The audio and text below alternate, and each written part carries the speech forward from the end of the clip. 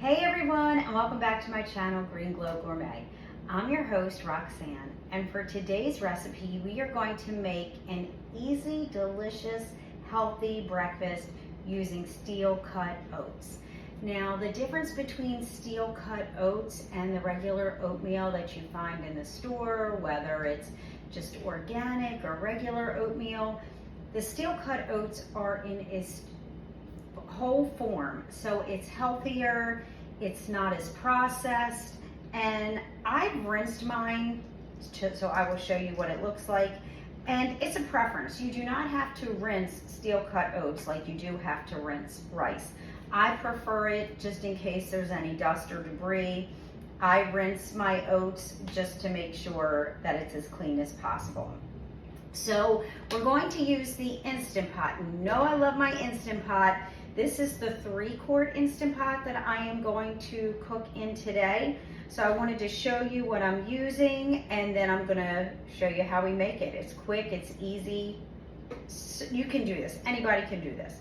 If you don't have an Instant Pot, you can do it in a slow cooker, you can do it right on your stove top, and nowadays, just look up any recipe online and you'll find out how to do it. I like the Instant Pot. Set it, forget it, I can walk away, I don't have to watch it. I'm always doing something, so it's easy for me to use my Instant Pot. So we're gonna start with 3 cups of water. I do have reverse osmosis in my house, so I use filtered water. Use what you have, use the best that you have that you can afford. So I'm using 3 cups of water. I'm gonna pour it right in my Instant Pot. Then I'm going to pour in my steel-cut oats. And then all we're gonna do is put on the lid, plug it in. I'm going to set it for 4 minutes. I'm gonna let it come to pressure. It's gonna take about 10 minutes to come to pressure. Then it's gonna cook for 4 minutes. And then I'm gonna let it naturally release, which should take another 10 minutes. The reason I'm not gonna press the button and let it release that way, I just wanna have it naturally release so that I know it's good, it's cooked, it's not going to be hard when I go to eat it. Some people do put all of their other ingredients in, like, well, their spices, their cinnamon. I don't. I like to add all of my ingredients afterwards, which I'm gonna add my Saigon cinnamon. I told you about a spice company called Local Spicery online. They're amazing. They have delicious cinnamon. It tastes like it has sugar in it, and it does not. I've taken 1 tablespoon of flax seeds and I grind them. I buy them whole and I keep them in an airtight container in my refrigerator. Then when I'm ready to use them, I took a tablespoon and I put it in a coffee grinder and I grind them so that they are as fresh as possible. Then I took some walnuts and I pulsed them in the coffee grinder as well. They did get a little bit too ground for my liking, so next time I will probably just break them with my fingers like I usually do for the walnuts. And then I also took some wild organic blueberries that I got from Trader Joe's. I just keep them in the freezer. I took some of those out. I also have some maple syrup. Now you can pour maple syrup on it to sweeten it to taste. You can use stevia, which is a natural sweetener. I use stevia a lot. I use the powdered stevia. Some people say it has an aftertaste, a taste they don't like. Play with it and see if you like it. It doesn't bother me. It could be because my taste buds have changed that I don't notice it.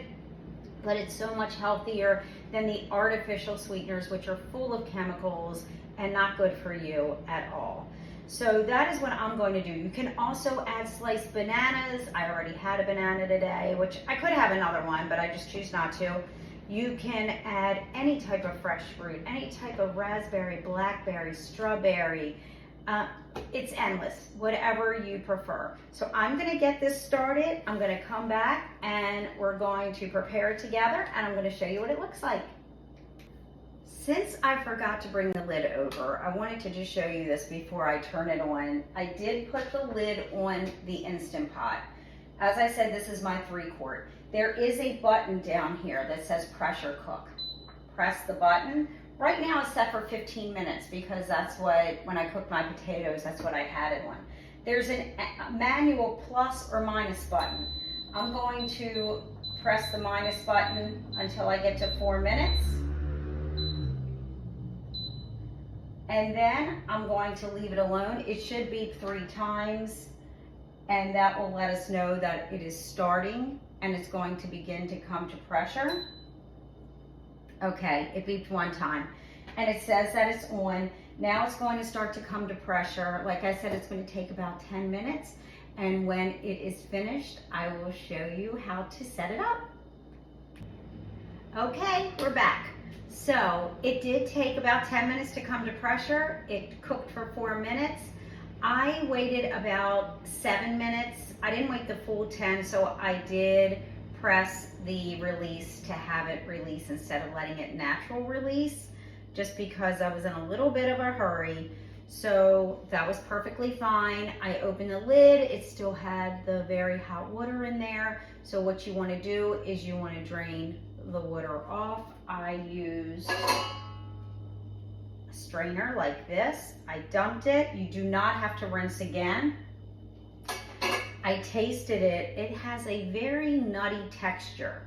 So I've never had steel cut oats. This is the first time I'm trying this. So I drained it, I put it in a bowl, and we are going to prepare it. Now, I did take out, big shocker everybody, Trader Joe's Stevia. This is where I get my Stevia packs. You can try these. They come in liquid and they come in the powder packs. I find the liquid, you don't need as much. The liquid is stronger, I think, than the powder, but you can pick and choose how much liquid or how much powder of the stevia you put in to see if you even like the flavor. I'm going to use maple syrup today for the first time. I don't measure. You can just do it to taste. I am just going to pour some maple syrup in. So it's probably about 2 tablespoons, 1 to 2 tablespoons. I'm going to take my cinnamon, my Saigon cinnamon. This one is not from Local Spicery. I got this on Amazon. It's still good, but if you can get Local Spicery, it's online, I would suggest getting that. I just have a little bit left, so that was probably about a tablespoon. I probably have about a teaspoon left. I'm going to sprinkle on my ground flax seeds and my ground and chunky walnuts on top. I used a tablespoon of flax, of whole flax, and then I ground it up. I'm going to mix that in before I put the blueberries in. Stir it in, because the flax seeds and the walnuts, with the walnuts being a little bit too ground, it's that powder. You don't want powder. That doesn't taste good. So just mix it all in. Try to keep it all in the bowl. And then I'm going to pour my blueberries in. Now these were in the freezer. I had them out, so now they're thawed. I'm just going to mix those in as well. If you're interested in learning how to add more plants into your diet, visit my website, www.greenglowcoaching.com. We can schedule a call. If you're not ready to go completely plant-based or vegan, that's perfectly fine. If you just want to start gradually and just start learning tips and tricks, please like, share, and subscribe to my channel. And we are going to taste this and see how it is. I'm going to get something with the blueberries in there.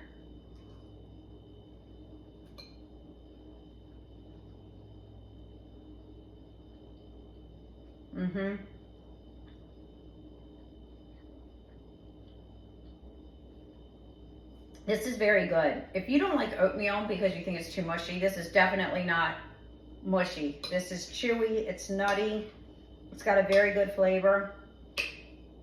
I actually could have used less maple syrup. I am a sugar addict, but this is even too sweet for me. I'll eat it, believe me, it's delicious. But like I always say, put less in, you can always add, you can take out. So if you have any questions or comments, please put them below. I look forward to hearing from you. I answer all your comments. And here's to a healthier you. I'll see you next week.